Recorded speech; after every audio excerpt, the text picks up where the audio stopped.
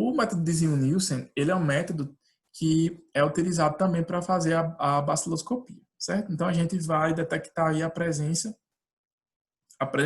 de bacilos, que no caso são bacilos do gênero Mycobacterium. E nós temos dois representantes principais, né, que é o Mycobacterium tuberculosis, que é o causador da tuberculose, e temos o Mycobacterium leprae, ou lepre, que é o causador da hanseníase. E é interessante ressaltar que essa metodologia ela é utilizada especificamente, no caso desse gênero, devido à constituição de ácidos micólicos nesse tipo de micro-organismo. Então, a gente tem que sempre lembrar que utilizamos essa metodologia diferente por causa dos ácidos micólicos, que eu vou falar um pouquinho mais adiante. Então, é um método rápido, simples e de baixo custo. Realmente, nós conseguimos fazer esse método aí em cerca de 10 minutos na rotina laboratorial. E nós utilizamos geralmente o escarro para tuberculose do tipo pulmonar, porque nós temos dois tipos de tuberculose, temos a pulmonar e a extrapulmonar, que irei falar mais adiante, ou também o sangue para a hanseníase. Mas, obrigatoriamente, não quer dizer que, por exemplo, eu vá utilizar só o escarro, eu também posso utilizar o sangue para diagnosticar a tuberculose. Então, a tuberculose, propriamente dita, ela se caracteriza por ser uma doença infecto-contagiosa. Então, ela é uma doença que ela pode ser perpassada de indivíduo a indivíduo. Ela é causada pelo Mycobacterium tuberculosis, que se caracteriza por ser um bacilo. E esse micobactério, ele é popularmente conhecido também como bacilo de Koch. Então, se nós observarmos uma questão de concurso ou um texto que tenha Mycobacterium tuberculose ou bacilo de Koch, é a mesma coisa. Temos também, né, que lembrar dessa informação. Então, esse Mycobacterium tuberculosis, ele se trata de um bacilo álcool ácido resistente. Então, nós chamamos ele de BAR, B-A-A-R, bacilo álcool ácido resistente. Então, é muito comum também que a gente observe diversos textos utilizando essa nomenclatura. A transmissão desse tipo de bacilo vai se dar por meio das gotículas de saliva. Então, o indivíduo que ele apresenta a tuberculose ativa, ele pode perpassar essa bactéria para um indivíduo que não está doente. E esse indivíduo ele pode chegar ou não a desenvolver a doença, uma vez que diversas pessoas, atualmente, elas possuem bacilos que eles apresentam assim, estado de latência e acabam não ocasionando o surgimento de doenças. Entretanto, geralmente, quando esse indivíduo ele fica imunossuprimido, ele pode desenvolver a tuberculose. E, portanto, é muito comum que pacientes que têm um HIV, eles acabem desenvolvendo essa doença, já que a imunidade deles vai baixar. Outras situações também, como, por exemplo, é um paciente que faz a utilização de certos tipos de corticoide por um longo período de tempo, pacientes que estão com câncer, né, e fazem a utilização desses tipos de fármacos também, eles podem ter uma situação de imunossupressão e chegar a desenvolver a tuberculose, assim como também, por exemplo, a pneumonia. E é interessante ressaltar que no Brasil como um todo, é observado que nós temos aí cerca de 70 mil casos por ano. E desses 70 mil casos, nós vamos ter aí cerca de 4 a 5 mil mortes. Então, assim, é realmente um importante problema de saúde pública. Mas como é que o indivíduo ele vai desenvolver realmente essa doença? Na imagem, nós podemos observar que os criadores dividiram, né, ela em duas partes. A primeira parte, a parte de cima, ela vai mostrar o trato respiratório superior e a parte de baixo, o trato respiratório inferior. Então, o que acontece? Quando um indivíduo que apresenta a tuberculose ativa, ele fala, tosse ou espirra perto de um indivíduo que não está doente, a bactéria ela vai ter a capacidade de entrar tanto pelo nariz, como também ela vai ter a capacidade de entrar pela boca. Uma vez que ela entre nessa região, ela vai passar aqui pela faringe e uma vez que ela alcance a região da laringe, passe pela parte da traqueia, os brônquios e chegue ao pulmão, nós podemos ter o desenvolvimento da doença ativa. Mas o que acontece? nem sempre essa bactéria ela vai conseguir realmente chegar aos pulmões. Então, se a bactéria não está nos pulmões, o indivíduo ele não irá desenvolver a doença. E é interessante ressaltar também que mesmo que o indivíduo ele tenha a bactéria latente, se ele não tiver a tuberculose ativa, ele também não vai ser capaz de estar disseminando esse patógeno para indivíduos saudáveis. O diagnóstico ele pode ser feito por diversas formas. O mais comum é por meio da baciloscopia, utilizando o método de Ziel-Nielsen. Mas também pode ser feito testes moleculares para a tuberculose, assim como também nós temos alguns meios de cultura que eles são específicos para a micobactéria, no caso para a Mycobacterium tuberculosis. O Mycobacterium leprae, ele não pode ser cultivado em meio de cultura. Por quê? Porque simplesmente ele não cresce. Ele tem toda uma característica que faz com que essa bactéria não cresça em meio de cultura. Um outro tipo de diagnóstico também que pode ser feito, que já não é mais laboratorial, mas é um diagnóstico de imagem, é a radiografia de tórax, para observar a presença desse tipo de micro-organismo. Nessa figura, nós podemos observar os principais sinais e sintomas. Então, o primeiro sintoma que chama a atenção é de um indivíduo que ele se apresente doente de tuberculose é a questão da tosse crônica. Então, esse indivíduo ele vai ter uma situação em que ele vai tossir em um período superior a 2 semanas, e essa tosse ela pode ser tanto seca como também produtiva, podendo haver ou não a presença de sangue. Outras 3 características que são bastante comuns são a perda de peso, a sudorese e também a questão da fadiga, mas nós temos outras características, né, outros sinais e sintomas aí, como a questão da perda de peso, a própria falta de apetite, dor no peito, a febre, entre outras características que compõem esse quadro clínico da tuberculose. Então é interessante ressaltar para vocês também que a tuberculose ela pode atingir indivíduos de ambos os sexos e de qualquer faixa etária, certo?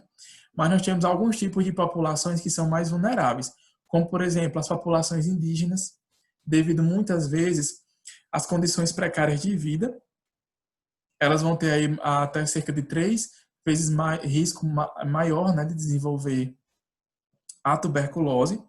Temos também os privados de liberdade, que são aqueles indivíduos que eles apresentam-se presos. Então, esses indivíduos que estão presos devido justamente à questão do próprio local, muitas vezes é um ambiente fechado, úmido, isso pode também propiciar o desenvolvimento desse tipo de doença. As pessoas que vivem com HIV/AIDS são pessoas também que têm uma maior facilidade de ter a tuberculose, certo?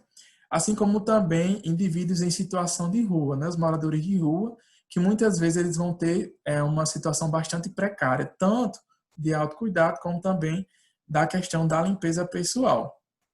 E é interessante ressaltar que diversos estudos também têm demonstrado que indivíduos que são alcoólatras, assim como também indivíduos que são tabagistas, eles vão ter uma maior probabilidade de ter aí o desenvolvimento também da tuberculose, uma vez que tanto o consumo crônico de álcool, como também o consumo crônico do tabaco, eles vão contribuir para a diminuição da eficiência do nosso sistema imunológico, fazendo com que esse indivíduo ele fique debilitado e ele possa fazer com que aquela bactéria que se encontrava latente, ela torne-se ativa e ele acabe desenvolvendo a doença. Então é interessante só ressaltar, né, que a tuberculose ela apresenta tratamento e que nós temos uma grande quantidade de campanhas que são realizadas pelo Brasil afora, até porque é uma doença bastante complicada de tratamento, que ela vai ter uma duração de cerca de 6 meses e que tem que utilizar uma grande quantidade de fármaco. Então, o tratamento da tuberculose ele vai ser majoritariamente farmacológico. Uma curiosidade interessante é que o indivíduo que toma BCG, né, que nós tomamos quando somos ainda muito jovens, muito pequenos, ele confere imunidade por entre 10 a 15 anos para o bacilo da tuberculose. Obviamente, tem casos em que a criança ela pode desenvolver a doença, mas essa vacina dá uma proteção maior a esses indivíduos. Então, quando nós observamos estudos epidemiológicos, por exemplo, nós vamos observar que geralmente crianças e adolescentes elas vão ter um percentual muito menor do que um indivíduo que apresenta um indivíduo adulto, certo? Ou até mesmo certos indivíduos que são idosos. Então, aqui só para ilustrar, eu trouxe para vocês uma informação bem interessante de um trabalho que eu desenvolvi há alguns anos atrás, que era sobre a tuberculose em João Pessoa entre os anos 2010 a 2017. Então, é um trabalho que está um pouco antigo, realmente, que precisa ser atualizado, mas é interessante a gente observar que entre 2010 a 2017, em João Pessoa houveram 6.485 casos de tuberculose, que é representado aqui por esse N. E que no ano de 2017, houveram cerca de 11,8% desses casos. Então, o que a gente percebe aí? Que provavelmente vai ser muito comum que na rotina do laboratório nós encontremos amostras de escarro, por exemplo, para averiguar a questão da presença ou ausência do bacilo. E é interessante ressaltar também que, como eu falei, a tuberculose ela pode ser de dois tipos. Ela pode ser do tipo pulmonar ou ela pode ser do tipo extrapulmonar. Quando esse bacilo ele está no pulmão e não fazemos o tratamento adequado e ele retorna, ou até mesmo quando ele não é tratado de forma imediata, ele ganha a corrente sanguínea e uma vez que ele ganha a corrente sanguínea, ele pode causar tuberculose em qualquer órgão do corpo. Então, é comum que a gente observe diversas situações em que o paciente ele vai ter tuberculose no sistema nervoso central, tuberculose dos linfonodos, das meninges, em outros locais do corpo. Então, a tuberculose extrapulmonar certamente é mais perigosa do que a tuberculose pulmonar, uma vez que geralmente a extrapulmonar, ou seja, a tuberculose que aconteceu fora do pulmão, ela causa geralmente uma mortalidade maior, uma letalidade maior. Já a hanseníase, ela também é uma doença infectocontagiosa e ela é causada por uma bactéria diferente, que é o Mycobacterium leprae, porém também é um micobactério. Então, por isso que a gente pode utilizar o método de Ziehl-Neelsen para detectar tanto o Mycobacterium leprae como também o Mycobacterium tuberculosis, e ela é transmitida por meio das gotículas de saliva. Então, muita gente tem até a questão assim do preconceito, né, de ter medo, inclusive, de tocar no paciente que está diagnosticado com hanseníase. Pois saibam que o toque não passa a doença. O que passa a doença são as gotículas de saliva advindas do espirro, advindas da tosse ou até mesmo da fala desses pacientes. Então, a forma da transmissão ela é muito semelhante, na verdade, é igual ao da tuberculose. E essa doença ela vai ter uma grande quantidade de sinais e sintomas e eu trouxe para vocês algumas imagens para vocês observarem. Aqui nessa imagem de cima, a gente pode observar que ela clinicamente ela pode ser classificada de diversas formas. Em que nós temos a forma indeterminada, tuberculoide, dimorfa e vircoviana. Então, essa manifestação da doença, ela vai depender justamente de questões imunológicas daquele determinado paciente. Mas, geralmente, o que a gente observa? Que esse indivíduo, ele vai ter o surgimento de lesões e que essas lesões, elas, geralmente, ele vai ter uma perda de sensibilidade. E o diagnóstico, ele pode ser feito por meio da baciloscopia, pode ser histopatológico, assim como também clínico. E nas imagens de baixo eu trouxe para vocês observarem os testes que eles realizam para saber se o indivíduo está ou não está tendo a perda da sensibilidade. Geralmente, quando observa-se a perda da sensibilidade, o profissional médico ele já vai diagnosticar realmente a hanseníase sem até mesmo ter a leitura da lâmina. Uma vez que esse indivíduo ele vai ter as lesões e provavelmente a perda também da sensibilidade. Então, aqui, eles podem utilizar, eles podem testar a sensibilidade na região da córnea, podem testar nas extremidades do corpo, como nas mãos, os cotovelos, assim como também essas localidades das orelhas, assim como também braços e pernas. Mas é interessante ressaltar aqui o quê? Que geralmente eles testam em extremidades do corpo. E por quê? pelo fato de que o Mycobacterium tuberculosis, para que ele se desenvolva, ele deve estar em um ambiente que tenha uma temperatura menor do que a temperatura que nós temos no nosso corpo. Então, ele geralmente vai ser encontrado nas extremidades, porque as extremidades do corpo, elas geralmente são o quê? São menos vascularizadas, são mais frias e, portanto, permitem aí o crescimento desse micro-organismo.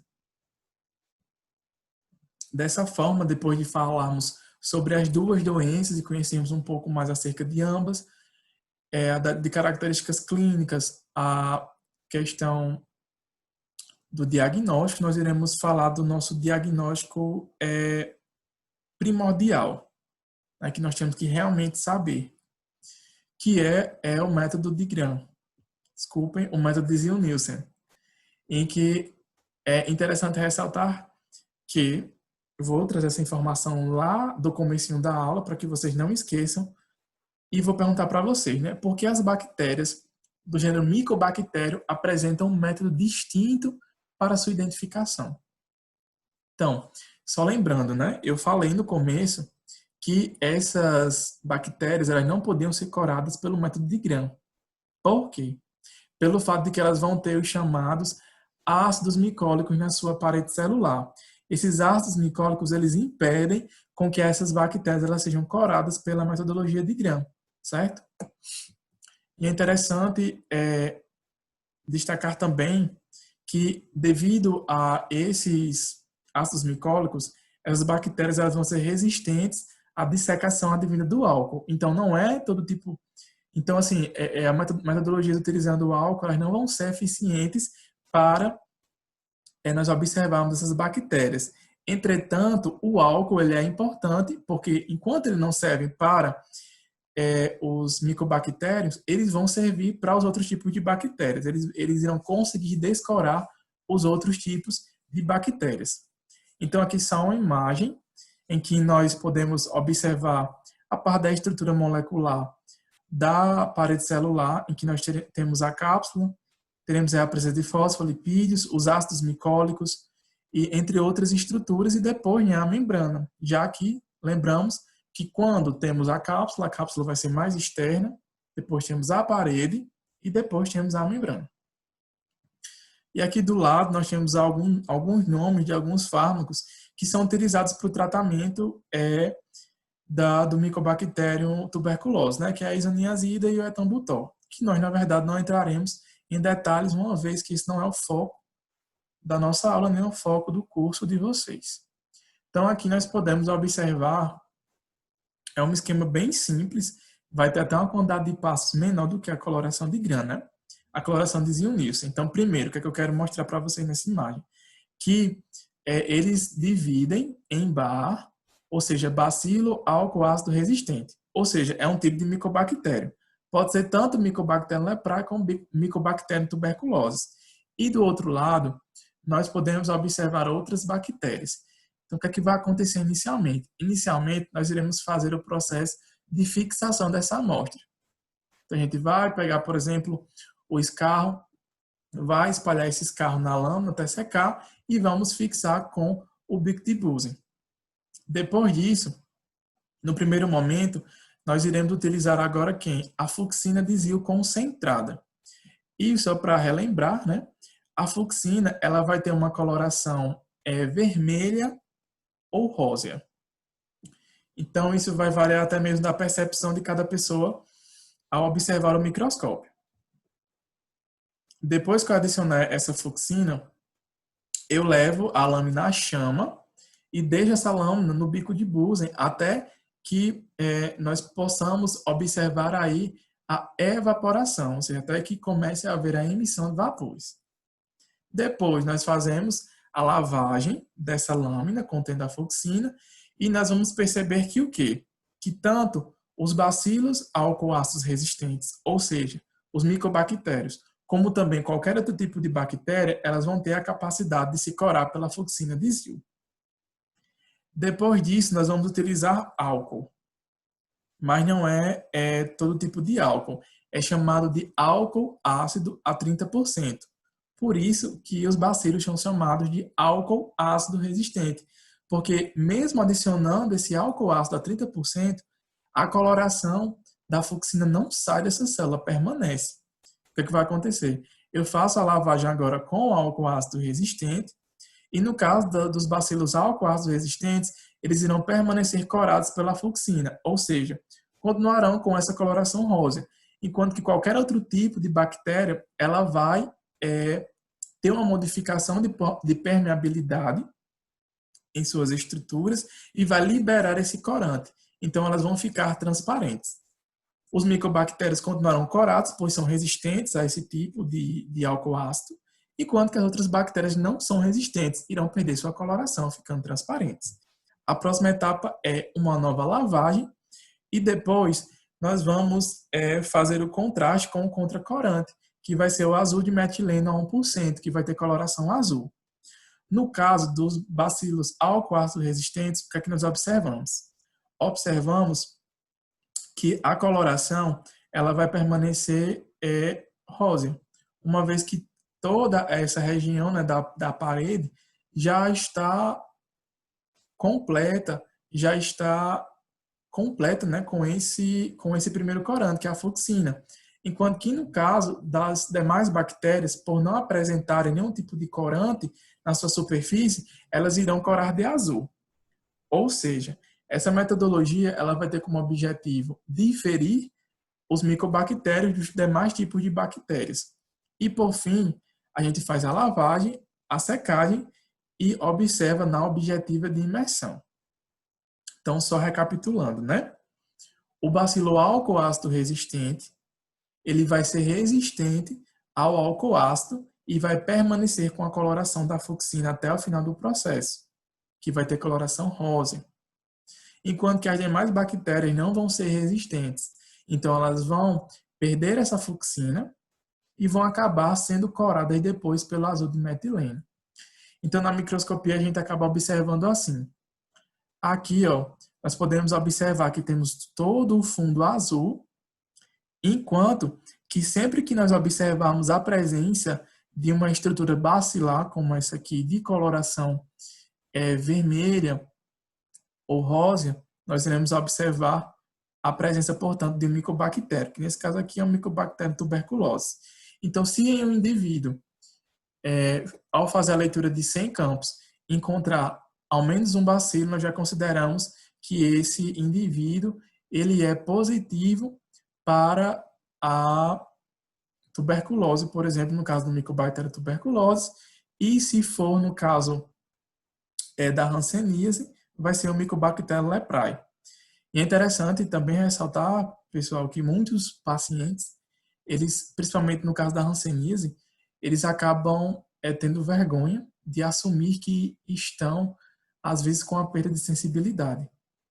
Então, para que a gente faça o teste de sensibilidade, tem todo um protocolo que deve ser seguido, e em nenhum momento nós podemos deixar de coletar a amostra daquele paciente, mesmo que ele diga que está sentindo. Porque pode acontecer dele não estar sentindo e ele se sentir constrangido durante, né, a anamnese.